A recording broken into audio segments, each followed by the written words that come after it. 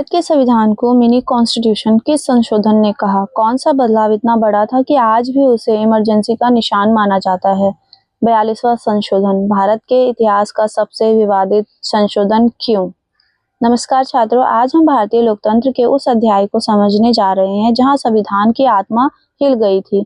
भारत का संविधान एक जीवित दस्तावेज है, लेकिन 1976 में हुआ 42वां संशोधन इतना विशाल, इतना गहरा और इतना विवादित था कि इसे मिनी कॉन्स्टिट्यूशन नाम दिया गया। ये अमेंडमेंट सिर्फ शब्दों का बदलाव नहीं था, यह सत्ता संघर्ष, लोकतांत्रिक मूल्यों और संविधान की सीमाओं की सबसे बड़ी परीक्षा थी। आइए इसे पूरी तरह समझते हैं। 42वें संशोधन की पृष्ठभूमि। 42वां संशोधन तब आया जब देश एक बहुत संवेदनशील दौर से गुजर रहा था। इमरजेंसी 1975 से 77 यह भारतीय लोकतंत्र का सबसे अंधेरा अध्याय माना जाता है। इमरजेंसी में प्रेस की आज़ादी खत्म, विपक्षी नेता गिरफ्तार, न्यायपालिका पर दबाव, प्रशासनिक मशीनरी सरकार समर्थक।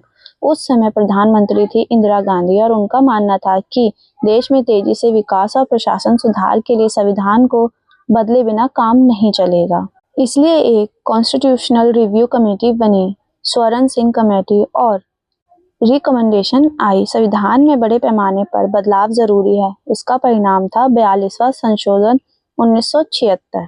42वां संशोधन इतना बड़ा क्यों था? क्योंकि इसने बदला संविधान की प्रस्तावना, फंडामेंटल राइट्स, डीपीएसपीज, प्रेसिडेंट की शक्तियां, जुडिशरी की शक्तियां, election laws, central state power balance. कुल 59 आर्टिकल्स बदले गए और 40 नए प्रावधान जोड़े गए। इतने बड़े बदलाव भारत के इतिहास में फिर कभी नहीं हुए। 42वें संशोधन के मुख्य बदलाव।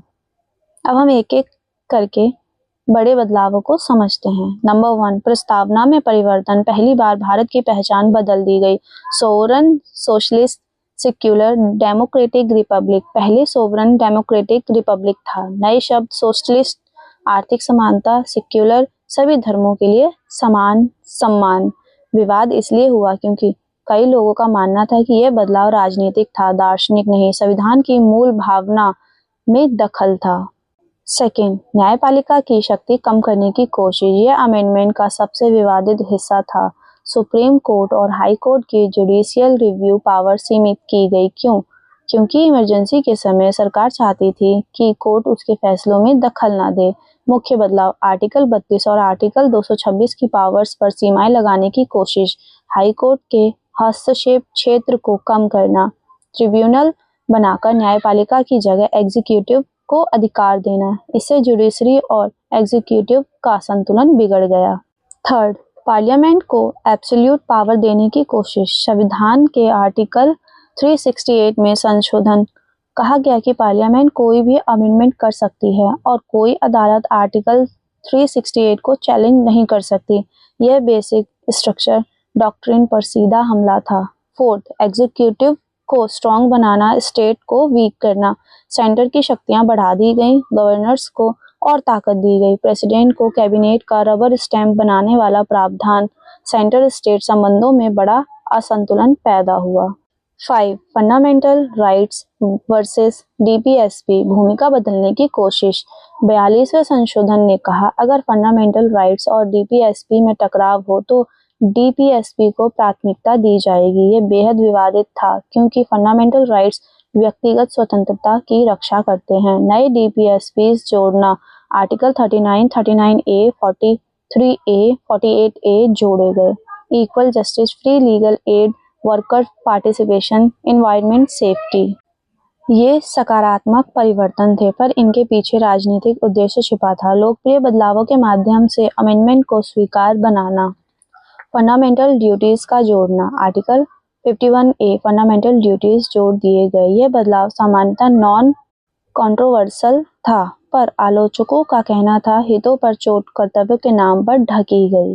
8, लोकसभा और स्टेट असेंबलीज की अवधि 5 से बढ़ाकर 6 वर्ष। यह सीधे सीधे सरकार का फायदा था क्योंकि इमरजेंसी में चुनाव न करना उनका मुख्य उद्देश्य था। 42वां संशोधन विवादित क्यों माना गया? अब हम गहराई से समझते हैं कि ये अमेंडमेंट इतिहास का सबसे विवादित अमेंडमेंट क्यों कहलाता है। नंबर 1, यह इमरजेंसी के दौरान पास हुआ। इमरजेंसी में विपक्ष जेल में, प्रेस पर सेंसर, जनता डरी हुई।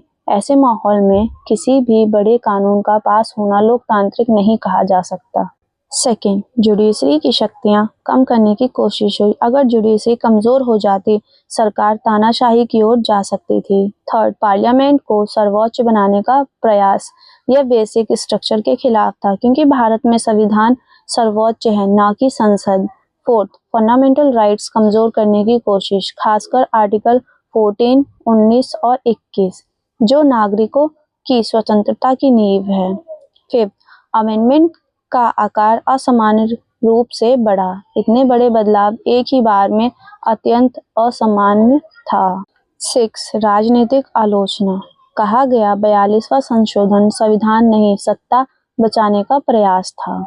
42वें संशोधन का क्या हुआ बाद में? इमरजेंसी 1977 में खत्म हुई। जनता ने इंदिरा गांधी को सत्ता से बाहर कर जनता पार्टी को जीत दिलाई। नई सरकार ने 43वां और 44वां संशोधन लाकर जुडिशरी की पावर्स रिस्टोर की, पार्लियामेंट की सुप्रीमेंसी केंद्रित प्रोविजंस हटाए, लोकसभा की अवधि फिर से 5 साल की, फंडामेंटल राइट्स को रिस्टोर किया, आर्टिकल 368 में किए कई बदलाव हटाए।